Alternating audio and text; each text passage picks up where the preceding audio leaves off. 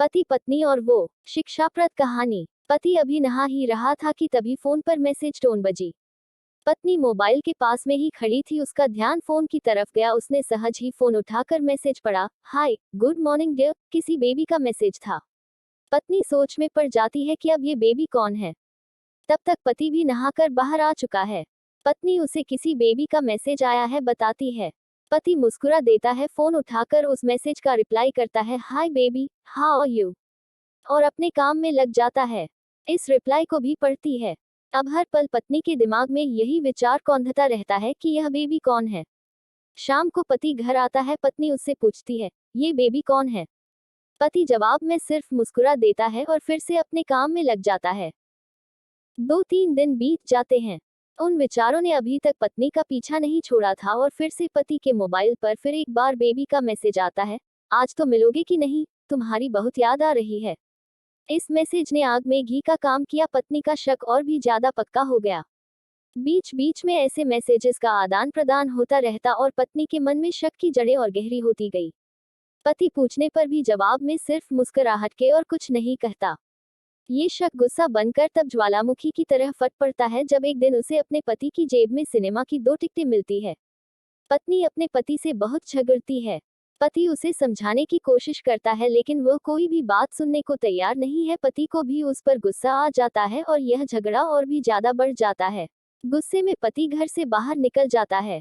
पत्नी का गुस्सा पति से कई गुना ज्यादा है। तुरंत वो अपना सारा सामान पैक करती है, एक चिट्ठी लिखती है कि मैं मायके जा रही हूँ हमेशा के लिए, और पति का घर छोड़कर चली जाती है। गुस्सा शांत होने पर जब पति घर आता है तो चिट्ठी पढ़कर उसके होश उड़ जाते हैं। 10 दिन बीत जाते हैं और गांव के उस घर पर डोरबेल बजती है जहां पत्नी रहने चली गई है। पत्नी दरवाजा खोलती है। दरवाजे पर 10 साल की एक छोटी बच्ची हाथों में चिट्ठी लिए खड़ी है। वह पत्नी को वह चिट्ठी देती है। बच्ची से वह चिट्ठी लेकर पत्नी चिट्ठी खोलकर पढ़ती है। डियर वाइफ, जिस बेबी की वजह से हम दोनों में इतने झगड़े हुए और तुम हमारा घर छोड़कर यहाँ चली आई, यह बच्ची जो अभी तुम्हारे सामने खड़ी है वह वही बेबी है। अनाथ आश्रम की एक प्यारी बच्ची इसी के साथ में बातें करता था, सिनेमा जाता था।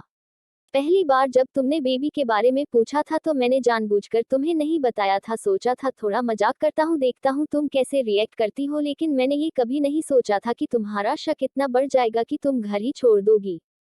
हाँ, सबसे जरूरी बात ये तो बेबी है वह किसी और की नहीं बल्कि तुम्हारी ही बेटी है। रुको, अपने आप को संभालो और आगे की बात ध्यान से पढ़ो। हमारी शादी के 2 साल पहले की यह बात है। तुम अपने कॉलेज के लास्ट ईयर में थी।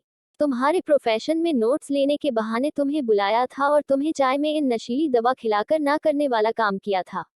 इसमें तुम्हारी कोई गलती नहीं की थी, लेकिन कुदरत ने अपना काम किया और तुम्हारे पेट में इस बेबी को डाल दिया। काफी प्रयास करने पर भी अबॉर्शन नहीं हुआ तो तुम्हारे घर वालों ने समाज के डर से तुम्हें 6 महीने तक घर में ही रखा। तुम्हारे पिताजी खुद एक डॉक्टर है, इसलिए यह बिन मांगा बच्चा बड़ी आसानी से बिना किसी को कनोकान खबर हुए इस दुनिया में आया।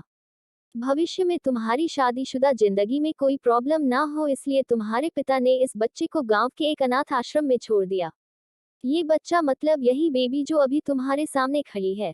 अगर अभी भी विश्वास नहीं हो रहा है तो इस बच्ची के गाल का वो तिल देख लो जो शायद तुमने उसे आखिरी बार रोते हुए देखा होगा, या फिर अपने पिताजी से पूछ लो।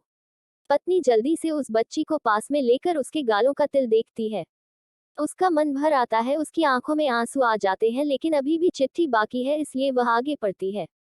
मुझे पता है अभी भी तुम्हारे मन में यह सवाल उठ रहा होगा कि यह सब मुझे कैसे पता।